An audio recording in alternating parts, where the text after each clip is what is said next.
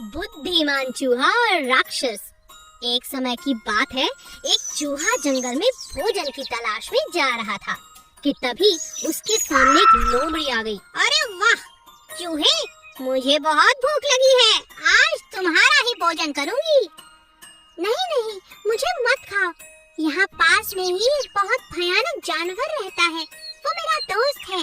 उसके पूरे शरीर में बाल ही बाल हैं, लंबे लंबे दांत हैं। अगर तुमने मुझे कुछ किया तो वो तुम्हें मार देगा। लोमड़ी डर गई और अपनी गुफा में वापस चली गई। चूहा मजे से धीरे धीरे चलने लगा। उसका यह उपाय बहुत काम का था। रास्ते में उसे उल्लू मिला। अच्छा हुआ तुम आ गए, आज मैं तुम्हें खाऊंगा। नहीं नहीं, मुझे मत खाओ। अगर तुमने मुझे कुछ किया तो जिस पेड़ पर तुम रहते हो वही मेरा दोस्त आकर अपने बड़े दांत और नाखूनों से तुम्हें मार डालेगा। उल्लू सुनते ही अपने पेड़ पर चला गया और डर गया। आगे चलकर चूहे को ठीक वैसा ही राक्षस मिला जिसके बारे में उसने उल्लू और लोमड़ी को बताया था, और वह बहुत बुरी तरह डर गया।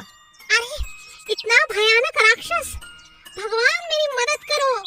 अब मैं तुम्हें खा जाऊंगा। मुझे खाने की सोचना भी मत, मैं जंगल का राजा हूँ, मुझे खाकर कोई फायदा नहीं। मुझसे सब कितना डरते हैं जानते हो? तुमसे कोई डरता है? दिखाओ मुझे, कौन डरता है तुमसे? आओ मेरे साथ। उस राक्षस को चूहा अपने साथ लेकर उल्लू के पेड़ के पास पहुँचा। चूहे और राक्षस को साथ देखकर उल्लू बहुत डर गया और यह देखकर राक्षस बहुत हैरान हुआ। आगे चलकर लोमड़ी की गुफा आई और चूहे ने कहा, लोमड़ी बाहर निकलो, मेरा दोस्त तुमसे मिलना चाहता है। जैसे ही लोमड़ी बाहर आई, राक्षस को देखकर वह डर गई और राक्षस को लगा कि यह चूहे की करामात है, चूहे का खौफ है। राक्षस बहुत बुरी तरह से डर गया और वहाँ से भाग गया। अपनी बुद्धिमानी से लोमड़ी, उल्लू और राक्षस सबसे बच गया छोटा सा चूहा। बारिश और बिल्ली। एक दिन बिल्ली मोर को नाचते हुए देखती है। बड़ा मन कर रहा है भीगने का, ये मोर कितना सुंदर है और नाचते हुए तो और भी सुंदर लगता है। काश मैं भी इसकी तरह नाच पाती, बारिश का मजा ले सकती। बिल्ली जिस पेड़ के नीचे बैठी थी, उसी पेड़ के ऊपर एक कौवा बैठा था।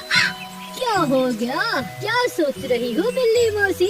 कुछ नहीं, बारिश का मजा लेना चाहती हूँ, पर क्या करूँ, खाली पेट तो कोई मजा नहीं। अरे इतना उदास क्यों होती हो? आओ मेरे पास आओ, इस पेड़ पर बड़े स्वादिष्ट बेर लगे हैं, आओ मैं तुम्हें तोड़ कर खिलाता हूँ। अरे वाह! बिल्ली झट से पेड़ पर चढ़ गई। अरे ये तो बहुत अच्छा उपाय है। कौवे ने बिल्ली के लिए खूब सारे बेर तोड़े और दोनों ने मिलकर बेर को खाया। अब कैसा लग रहा है बिल्ली मौसी? अब अच्छा लग रहा है, बारिश हो रही है और पेट भी भरा हुआ है। मोर भी लगता है नाचते नाचते थक गया और हम खाते खाते हमें हर चीज में मजा आता है जब हम एक साथ अपनों के साथ रहते हैं। बकरी और मुर्गी। एक दिन एक मुर्गी के पैर में चलते चलते बड़ा सा कांटा चुभ गया। बचाओ बचाओ, कोई मेरी मदद करो, ओह बहुत दर्द हो रहा है। वहीं पास में एक बकरी घास खा रही थी। अरे मैं, ये तो मदद कौन मांग रहा है? चलो चल कर देखती हूँ। क्या हुआ तुम्हें? इतनी चिल्ला क्यों रही हो? मेरे पैर में कांटा चुभ गया है, बहुत दर्द हो रहा है, चला भी नहीं जा रहा। मेरा कांटा निकाल दो बकरी, मेरी मदद करो, नहीं तो मुझे अकेला और घायल पाकर कोई भी मेरा शिकार कर सकता है। मैं जरूर। बकरी ने मुर्गी का कांटा निकाल दिया, मगर मुर्गी के पैर में घाव बहुत बड़ा था, सो चलना बहुत मुश्किल हो गया था। शुक्रिया बकरी बहन, मगर मैं अब चल नहीं पा रही, कुछ करो, बकरी बहुत अच्छी थी। उसने मुर्गी को अपनी पीठ पर बिठा लिया और उसके घर भी छोड़ कर आई। अच्छा, अब मैं चलती हूँ। अपना ख्याल रखना। तुम बहुत अच्छी हो। तुमने मेरी बहुत मदद की। मैं तुम्हारा ये एहसान कभी नहीं भूलूंगी। ऐसा कुछ नहीं है। हम सब इसी जंगल में रहते हैं। हमें एक दूसरे की मदद करनी चाहिए। मैं चलती हूँ। अपना ख्याल रखना और दवाई भी लगा लेना। मैं और इस तरह मुर्गी की जान एक बकरी ने बचाई। भालू और रानी मधुमक्खी। एक दिन भालू बड़े मजे से पेड़ की छांव में बैठा था। तभी उसने देखा कि सामने के पेड़ पर मधुमक्खी का बड़ा सा छत्ता है जिसमें शहद ही शहद है। इतना सारा शहद, अरे वाह, काश ये मुझे मिल जाए, पर कैसे मिलेगा? भालू के मुंह में पानी आ गया। अगले दिन भालू ने हिम्मत कर मधुमक्खी से कहा, कैसी हो रानी जी, मुझे आपसे कुछ बात करनी है। हाँ, बोलो, क्या कहना चाहते हो? आपके छत्ते का जवाब नहीं। आप बड़ी मेहनत करती हो और आपकी मेहनत देख मुझे बहुत खुशी मिलती है। क्या कहा? बात क्या है? साफ साफ कहो भालू। अच्छा, वो आपके छत्ते को देखा तो सोचा अब तो बहुत शहद जमा हो चुका है। किसी दिन कोई दावत रखो, हमें भी बुलाओ, जंगल के बाकी जानवर भी बुलाओ। कहीं ऐसा ना हो ये शहद कोई चुरा ले। रानी मधुमक्खी बहुत चालाक थी। वो भालू की बातों में नहीं आई, बल्कि उसने चतुराई से भालू से कहा, हाँ, भालू भाई, मैं समझ गई। आप क्या कहना चाहते हो? शहद खाने का दिल है आपका। बातें मत बनाओ, मैं सब समझती हूँ। अच्छा। भालू बहुत शर्मिंदा हो गया। तभी रानी मधुमक्खी ने कहा, ये लो भालू भाई, शहद आपके लिए। क्या कहा? मेरे लिए? हाँ, आपके लिए, मगर आपको एक वादा करना होगा। हाँ, बोलो, क्या वादा है? बस आपको हर रोज मेरे घर का ध्यान रखना होगा और मेरी छत्ते की रखवाली करनी होगी। मैं हर रोज आपको शहद खिलाऊंगी। हाँ, ये ठीक रहेगा। ठीक है रानी जी, आज से मैं आपका सेवक, आपके छत्ते का ख्याल रखूंगा। आप मुझे हर रोज शहद दीजिए। इस तरह रानी मक्खी ने चतुराई से इतने बड़े भालू को अपना सेवक बना लिया। सांप और चींटी। एक बड़े से पेड़ पर एक लंबा सा ताकतवर सांप रहता था। उसके पेड़ के पास चींटियों का बड़ा सा घर था, जहाँ सभी चींटियाँ मजे से रहती थी। सांप पेड़ के ऊपर से उन्हें देखता रहता। सांप बहुत शैतान था। वो जब भी अपना शिकार ढूंढने निकलता, जानबूझकर अपनी पूंछ से चींटियों का घर तोड़ देता। हाँ, बहुत भूख लगी है, चलो जंगल की सैर पर निकला जाए। और इन चींटियों को भी कई दिनों से सताया भी तो नहीं, आज ही इन्हें मजा चखाता हूँ। सावधान दोस्तों, देखो वो सांप यहीं आ रहा है। खुद को बचाओ, इस सांप ने तो परेशान कर दिया है। जब भी पेड़ से नीचे आता है, हमारे घर को नुकसान पहुंचाता है और पल भर में हमारी सारी मेहनत बर्बाद हो जाती है। हमें कुछ करना होगा। हाँ, मगर कैसे? मैंने इस सांप को सबक सिखाने का उपाय सोच लिया है। क्या उपाय? हम कहीं और जाकर अपना घर बनाएंगे? नहीं, हम जहाँ जाएंगे ये वहीं आ जाएगा।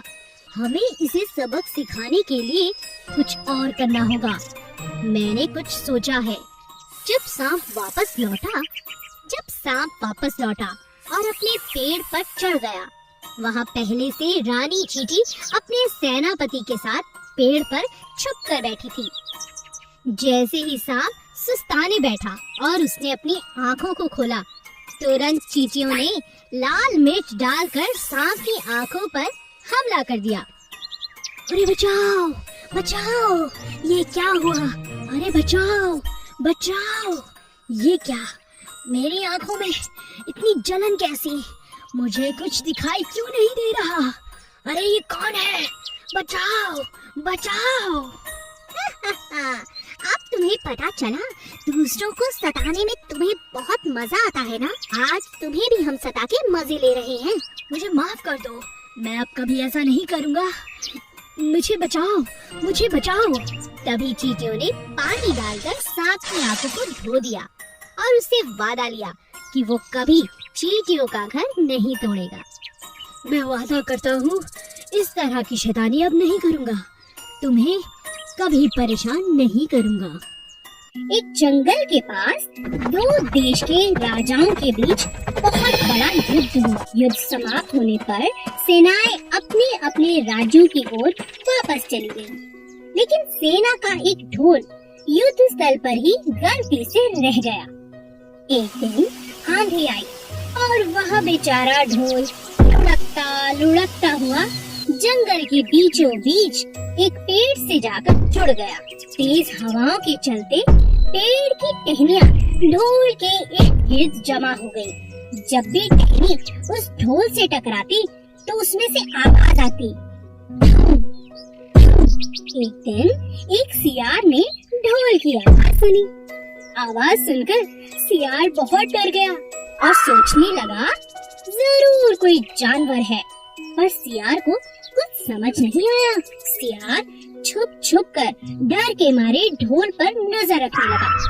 एक दिन वह देखता है गिलहरी ढोल पर कूद रही है और हल्की सी ढंग की आवाज भी हो रही है। ओह, यह कोई डरावना जानवर नहीं है। सियार धीरे धीरे ढोल तक पहुंचा। वह बहुत डरा हुआ था। उसे ढोल का कोई सिर पैर नजर ही नहीं आ रहा था, क्योंकि पेड़ की टहनियों ने उसे बुरी तरह से जकड़कर ढक दिया था। अब समझ में आया, तो जानवर इस ढोल के अंदर है। जरूर मोटा ताजा होगा, तभी इतनी जोर से आवाज आती है। सियार वापस अपने घर आ जाता है और सब कुछ अपनी पत्नी को बताता है। तुम उसे मारकर क्यों नहीं लाए? मैं मूर्ख नहीं हूँ, वह तो एक ढोल के अंदर है। अगर मैं उसे एक तरफ से पकड़ने की कोशिश करता तो वह दूसरी तरफ से भाग जाता, इसलिए अब हम दोनों उसे पकड़ने चलेंगे। हाँ, तुम तो बड़ी समझदार होते जा रहे हो। मेरे साथ रहते रहते यही ठीक रहेगा। कल सवेरे सवेरे हम दोनों जंगल में जाएंगे। अगले दिन सियार और उसकी पत्नी सुबह सुबह दोनों ढोल के पास पहुंच जाते हैं और दोनों एक एक तरफ से चमड़ी के किनारों को काटने लगते हैं। जैसे ही ढोल की चमड़ी कटने लगी, सियार बोला, होशियार रहना, एक साथ ढोल में हाथ डालकर शिकार को पकड़ना है। घबराओ मत, मैंने अच्छे से पकड़ा हुआ है ढोल को। दोनों ने अपने हाथ शिकार को पकड़ने के लिए ढोल में डाले। अरे क्या हुआ? यहाँ तो कुछ भी नहीं है। अरे हम तो बुद्धू बन गए। और इस तरह दोनों मूर्ख बन गए। ढोल के अंदर कुछ नहीं था।